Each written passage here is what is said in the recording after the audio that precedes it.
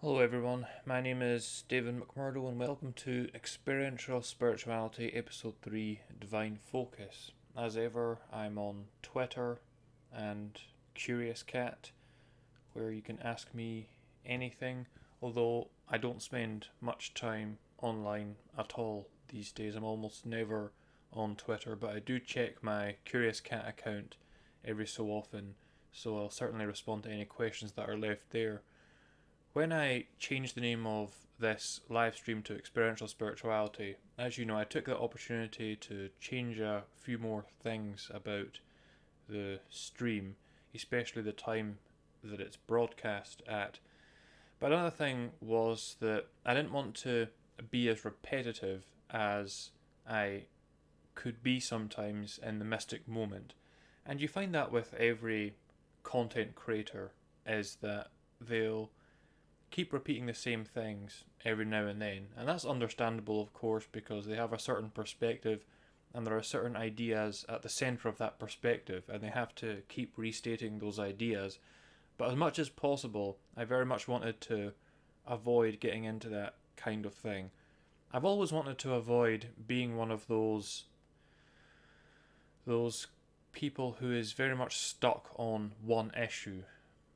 I don't mean an issue like spirituality, because obviously that's my focus, but I mean one particular issue within spirituality, because there are many souls who get caught up like that, and I never wanted to be that way. And that's why from the episode that I started calling this stream Experiential Spirituality, you may have noticed that I've systematically started going through things as opposed to speaking about things at complete random. And so in the very first episode of Experiential Spirituality, I talked about how most people misunderstand what spirituality is by mistaking things that are about spirituality for being spirituality itself. So things like studying scripture, studying theology, and things of that nature. They think that because those things relate to the spiritual, studying those things is a spiritual activity, when, as I pointed out, a spiritual activity is by definition an activity wherein you engage with the spiritual. And the problem is that not a lot of souls know how to do that exactly, and so they start engaging in what I like to call all these different forms of counterfeit spirituality.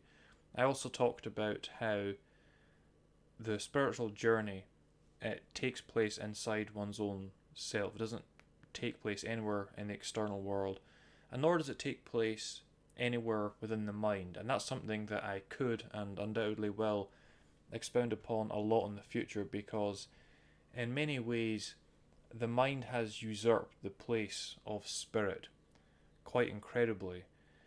There are so many little sayings that souls have that just assume the superiority of the mind over everything else. Sayings like mind over matter. Now, it's true that mind is over matter, but spirit is over mind.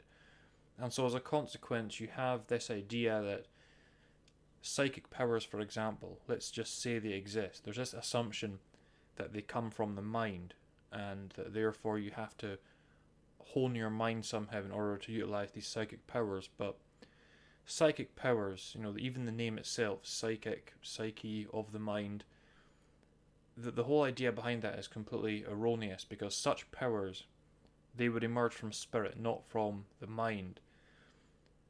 And the thing about the mind is there's one more thing that is hidden in plain sight that is so obvious, but people miss it until it's pointed out to them, is that we speak about refining and honing or perfecting the mind, but that which is perfect naturally doesn't need to be perfected. So when we speak of spirit, we know that the spirit needs no improvement. We don't need to refine or hone the spirit, because the spirit is by definition perfect. That is not true of the mind. And in the average experience of a soul here in the material realm, there is nothing that causes them more suffering than their mind.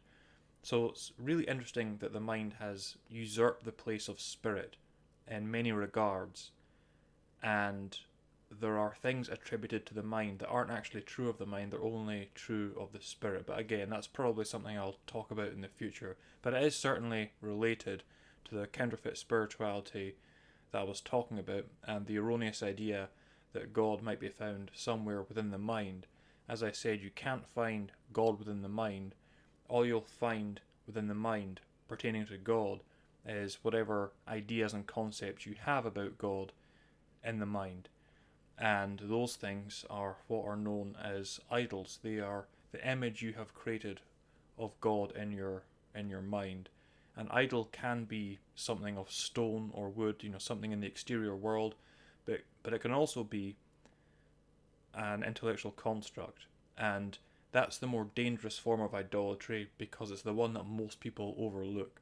Most souls, they assume that an idol must be something in the exterior world, so they don't see how they've got their own idols in their mind that are blinding them to the truth of spirit. So in the first episode, I talked about counterfeit spirituality and the fact that the search for God takes place within inside one's own self. In the second episode, I talked about how our awareness is our spirit, and I spent the entire episode talking about that.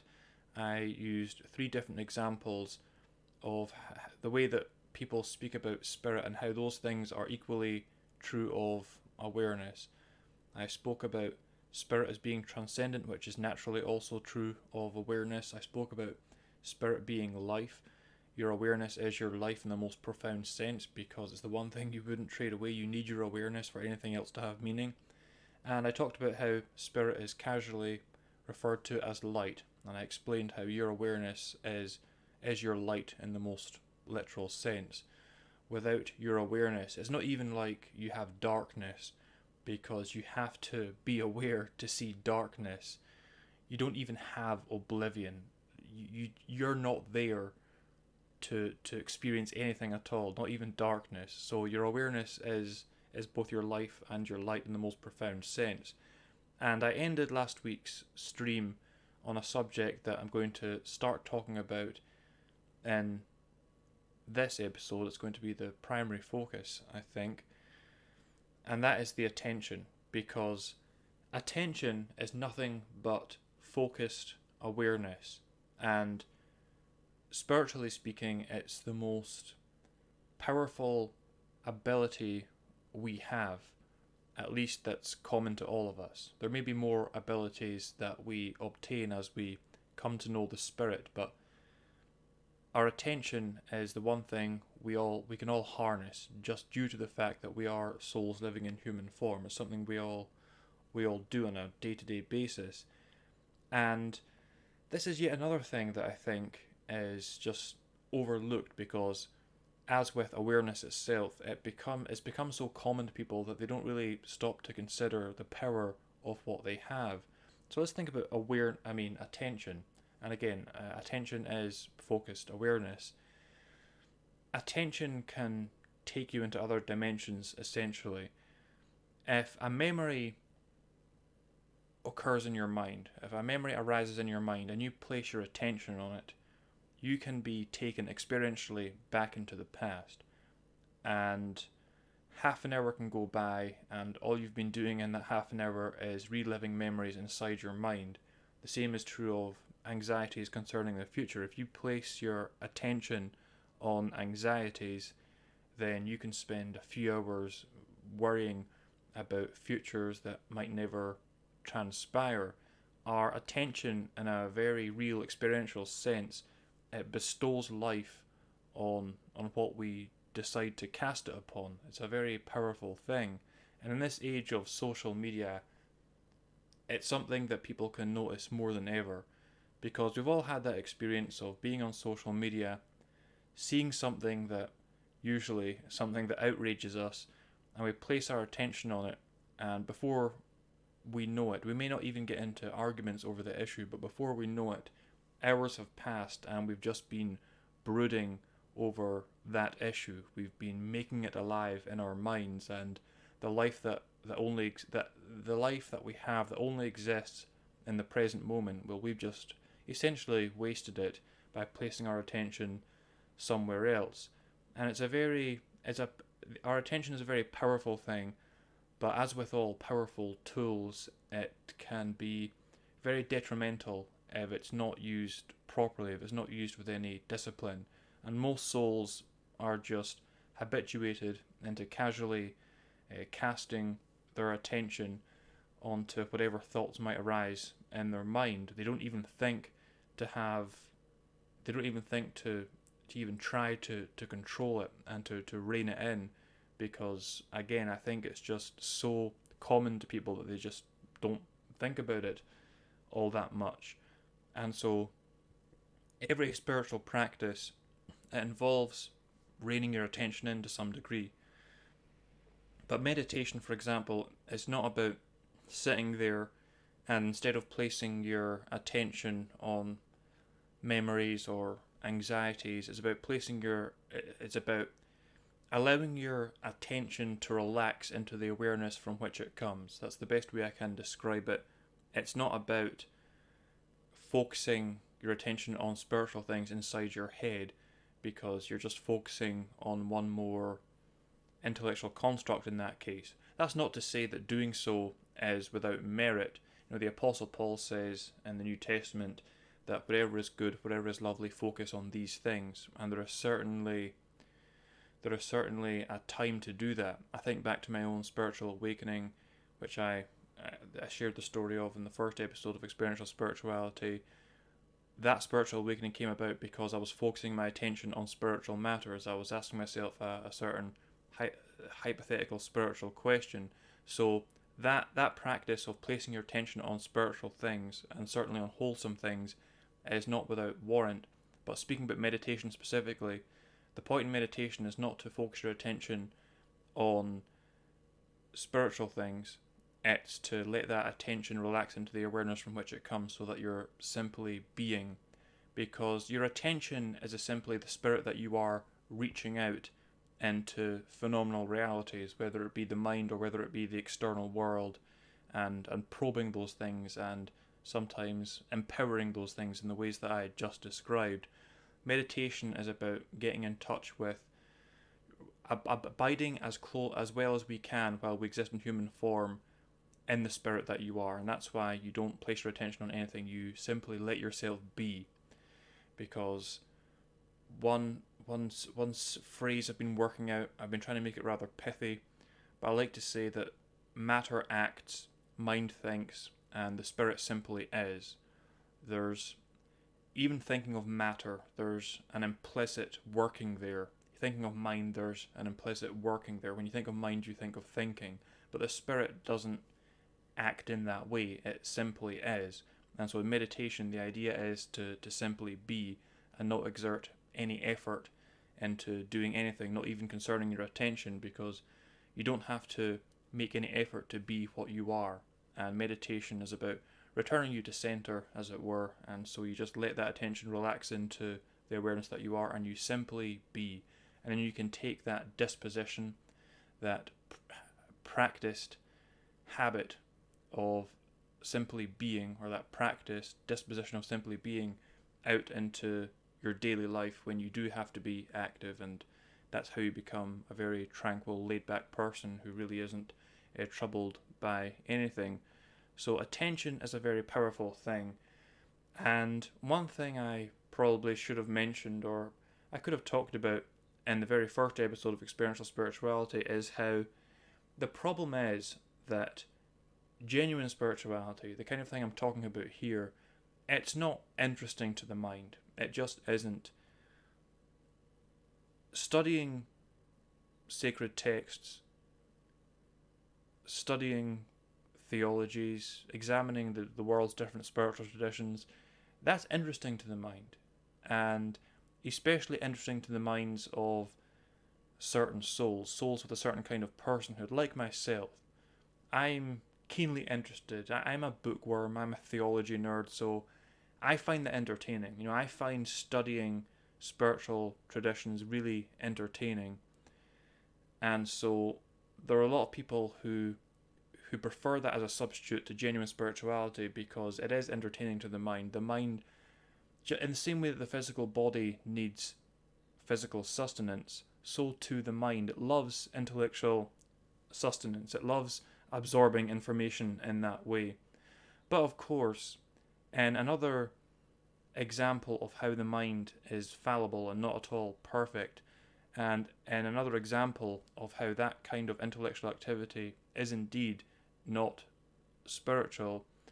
The problem is that the mind can get tired, the mind can get exhausted, your mind can be wearied by the endless absorption of information and endlessly thinking things through. But of course, the spirit never wearies at all. It doesn't tire in that way. Our attention can seem to fade, but that's only because our attention is, of course, being projected both through the mind and when we're looking at the external world through the physical body.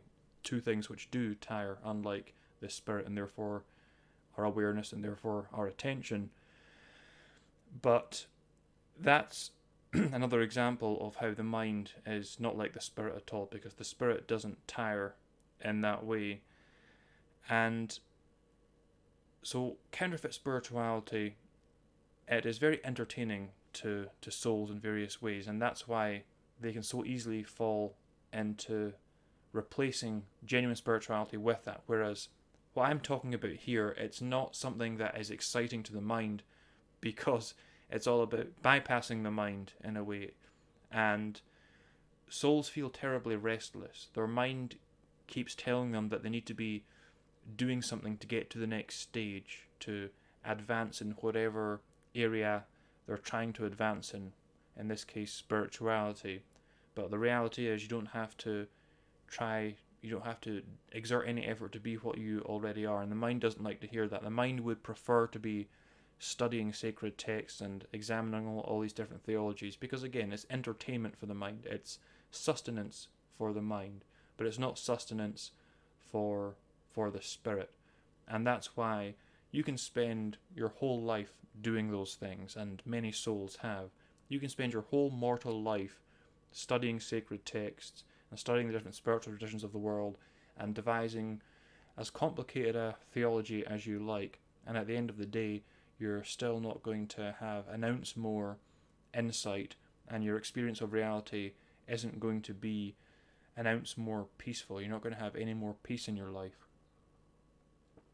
As I said, if spirituality was as easy as studying sacred texts and understanding the different traditions of the world, then we would live in a world of enlightened beings already, because the vast majority of souls on the planet now and throughout history have been religionists who involve themselves in those things to some degree. But in fact, those religionists can often be the worst behaved, because they are fundamentally just one more form of ideologue. It just so happens that their ideology relates to the spiritual instead of something like the political, but being ideologues, they behave in the ways that ideologues do. Those who are genuinely spiritual, mystics, they are not ideologues about anything, because their concern is not for worldly matters in that way, not even those that relate to the spiritual. So what I'm talking about here, while I appreciate it's not entertaining, this is not theological debate, it's not theological argumentation, I'm not trying to refute anyone else's position on anything, and in that sense it's not entertaining. Now, it's not entertaining for the mind, but it is still the real meat of spirituality. That's what it is, and that's why I talk about it. If I was trying to be entertaining, if I was trying to just say things that I knew were going to be more appealing to people, this is just about the last kind of thing that I talk about. But this is the genuine, life-changing experience of spirituality that is at the heart of all genuine mysticism, and therefore I talk about it. And I like to be very practical in what I'm saying. Like everything I've talked about in the first episode of Experiential Spirituality, everything that I talked about in the second episode, and everything that I've just talked about, it's not abstract theology, it's not about employing your imagination, it's grounded, matter-of-fact, practical application of those things that are readily accessible to you, namely your awareness and your attention. But I do want to step back into the abstract briefly here, only so I can then return to the practical application of this spirituality. But it's necessary, I feel, to have this kind of abstract understanding. So I want to speak a little bit more about the spirit, but not in a direct experiential sense, this time more in an abstract sense. I want to talk about what I call the divine attributes. The divine attributes, quite simply, are anything that is good. So, the same kind of thing that the Apostle Paul called the fruits of the Holy Spirit, things like love, peace, joy, gratitude, truth, honour. Many different lists of these divine attributes have been composed throughout history by not just mystics from different traditions, but even theologians from different traditions. I think the Greek philosophers, some of them surmised it as simply being peace, truth, and love, these universal ideals, if you will. Well, they're what I call the divine attributes, however many you want to list. And I call them divine attributes because they are things that are inherent to spirit. And you can't seek one without discovering them all, because they are all innate to spirit. And the closer you get to spirit, the more you realise how intimately intertwined these things are. As I said, this is a bit more of an abstract discussion, but I'm going to bring it back down to earth very quickly. So, in the process of creation, you have spirit, then you have mind, and then you have matter. In order to develop mind, spirit introduces deficiency into its own being, and so from that there is mind, and so mind is just spirit with deficiency introduced, and then if you introduce more deficiency you get matter. So I've used before, and I like to use the example of spirit as water, mind as snow, and matter as ice. We all know that water, snow, and ice are fundamentally all just water, but we assign different names to them because according to our perceptions, those substances are different enough to warrant different terms, because they have different consistencies and so forth. But we all know that snow and ice, despite how different they are from each other and how different they are from water, they are just fundamentally water in different forms. And the same is true when it comes to spirit, mind, and matter. Matter and mind are just deficient forms of spirit, with matter being considerably more deficient than mind. That's why it's far more crude, whereas mind is more subtle than matter, but not as subtle as spirit. And the reason that's important to recognise, that while we must always distinguish between matter, mind, and spirit, the reason it's important to recognise that matter and mind are also spirit, they're just deficient spirit, is that these divine attributes that are inherent to spirit, because mind and matter are also spirit, they can also be found within mind and matter as well, just in more crude forms, because again, mind and matter are deficient. So in the material realm, for example, you might come upon a flower, and that flower is beautiful to us, and so we recognize that beauty, and beauty is of course one of the divine attributes. So that's an example of how the divine attribute that is inherent to spirit, it is made manifest even in material form, even though matter itself as a substance is very crude, extremely crude compared to spirit, incomparably crude and compared to spirit. But that's how, first of all, creation is one in a literal sense, and it's also how we can perceive these divine attributes in both mind and matter. In the case of mind, of course, the divine attributes can be easily perceived in positive thoughts. That's why the Apostle Paul said to focus on positive things where possible.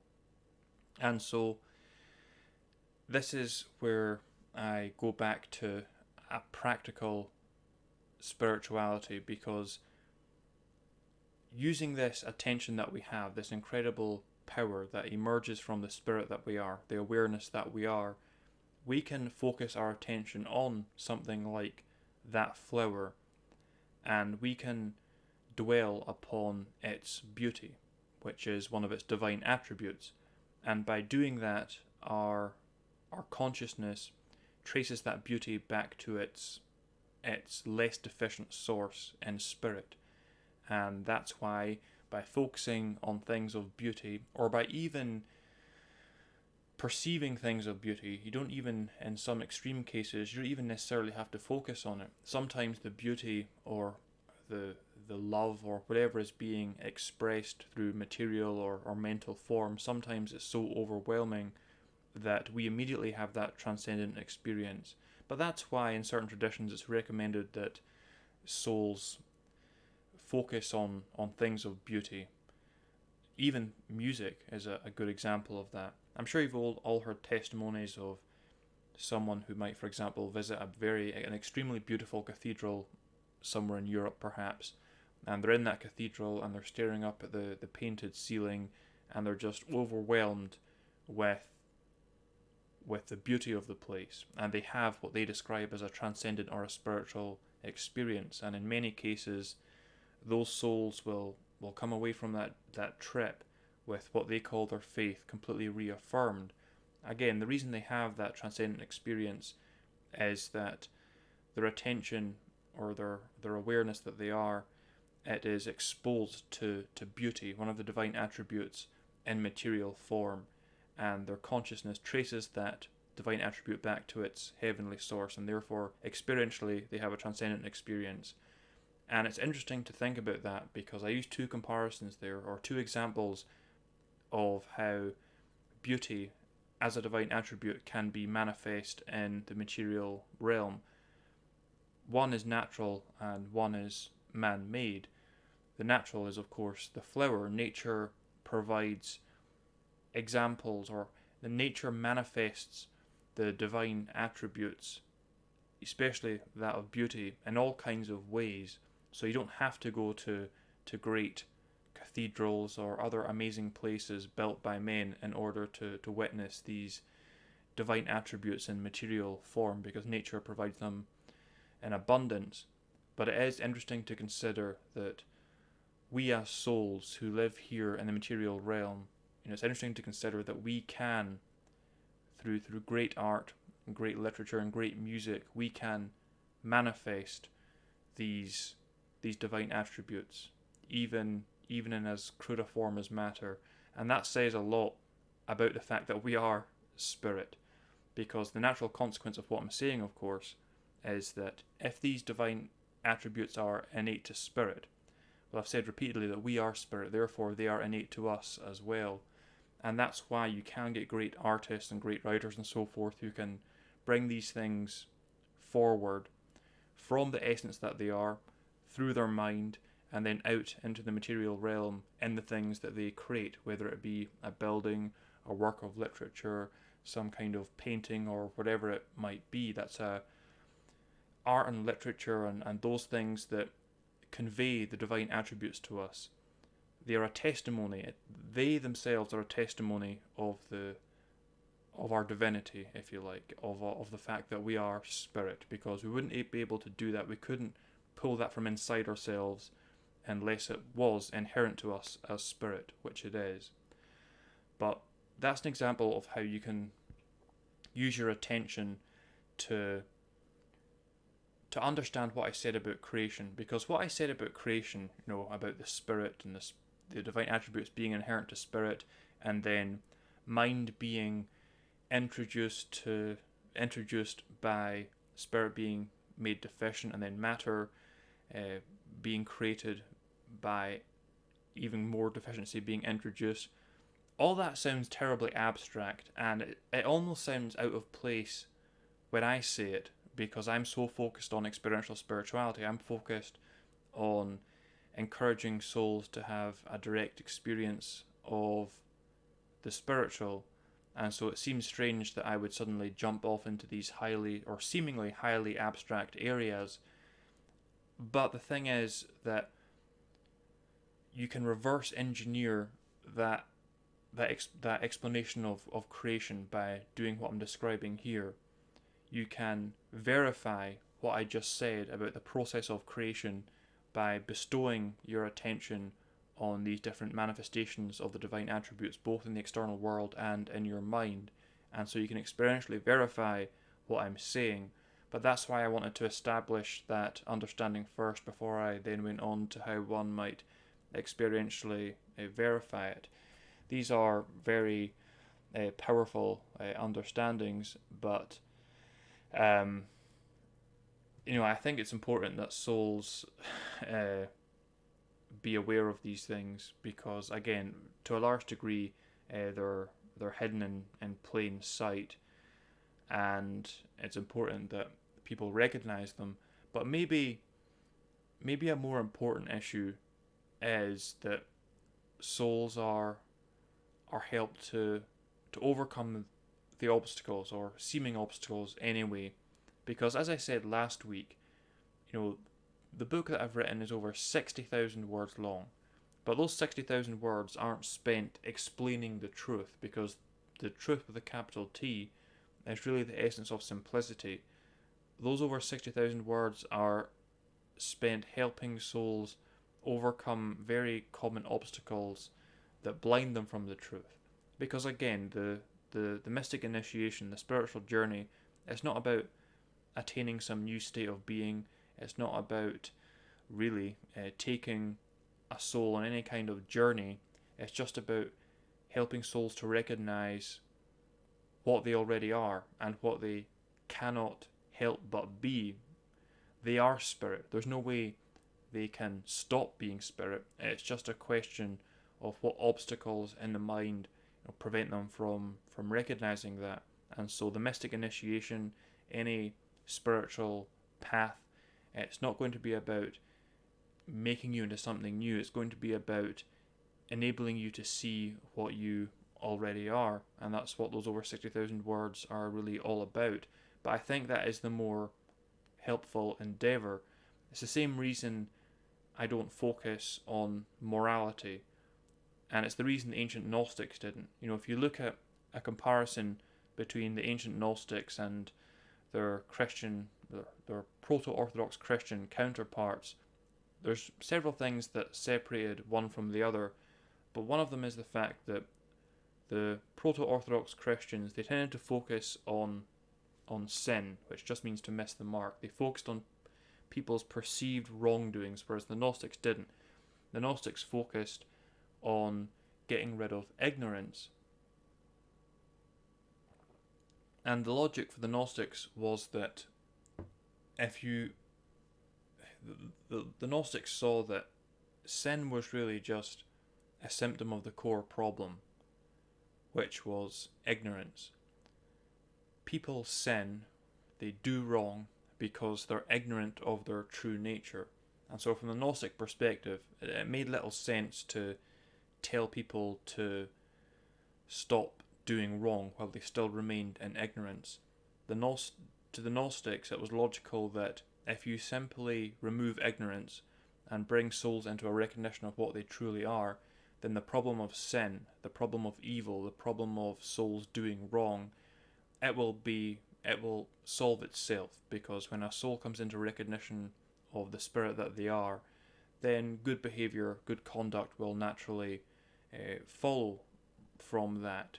That's what the Gnostics recognised, and it's what I recognise as well, and it's why I don't focus on morality, because I know that morality follows naturally on from the recognition that one is spirit and the direct experience of one's own spiritual being.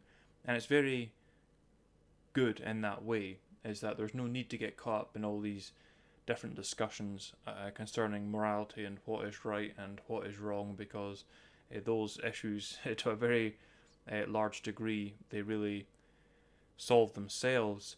So there's no reason to focus on things like morality. I think most souls, the problem... Actually, I'm going to stop myself saying that. I was going to say, for most souls, the problem is the confusion they have in their mind, but that's not strictly true. For most souls, the problem is they don't actually even care about these subjects in the first place. And I say problem, that's the thing, is that things are true from certain perspectives and not true from other perspectives. So if I'm speaking to someone who is interested in spirituality, interested in the mystic path, let's say, I might speak to them in terms of, this is detrimental on the spiritual path and this is helpful on the spiritual path. And so from that perspective, it would seem that those souls who pay no heed to spiritual matters at all, it would seem they are going wildly astray. It would seem that they're just falling short in the most profound way. And that's true from that perspective. It's true from the perspective of one who seeks to know oneself as spirit. But from a higher perspective, it's not true that they're going astray, because they can't do anything other than that. That's obviously their destiny, and it's obviously their destiny because it's what they're doing. The truth is that most souls in this world, they're perfectly content with the material realm. They're perfectly content to raise a family and do whatever it is they want to do, and they just don't see a need for spirituality in their lives. And this is why so many of them have that misconception of spiritual or religious souls needing their religion or their spirituality. They tend to assume that, for example, it's not uncommon to hear souls who have no interest in spirituality say, well, I just don't need that in my life. I don't need that to cope or to deal with reality. Their assumption being that those who engage in the spiritual do need that to cope or to deal with reality. I think sometimes they say that to kind of justify themselves in some ways, and perhaps for some souls, perhaps some, certainly religionists, they do feel that they need that belief system in their life. But of course, in my own experience and in the experience of most souls I've met, quite frankly, that's not the case. It's not that you start out with some need as such. It's that you feel drawn to the truth with a capital T, and that's the way it was for me. I always wanted the answer to these big questions in life, and that's how my spiritual quest began. It didn't begin with despair at the world and a need to believe something. So I think that's a straw man that a lot of souls have. But most souls don't have any interest in the spiritual, and so it's no surprise that they misunderstand the spiritual path and the motivations of those on the spiritual path to some degree. And yet it is true to say that it is a sense of deficiency that drives one to speak the spiritual, to seek the spiritual. But the thing is, it's usually unconscious. Like, if you want the truth, if you set out to find the truth, then you must, on some level, consider yourself ignorant. If you go to seek happiness, then you must, on some level, perceive yourself as being unhappy or experience reality in an unhappy fashion. If you're seeking for something, you are necessarily deficient of that thing. So in that subtle sense, it's true that the spiritual quest is initiated by a sense of deficiency, but that deficiency only exists because souls are enamored in personhood, which is a wrong sense of identity in the first place. So I'm just going to leave it there. Thank you very much for watching, everyone, and may your moment be mystical.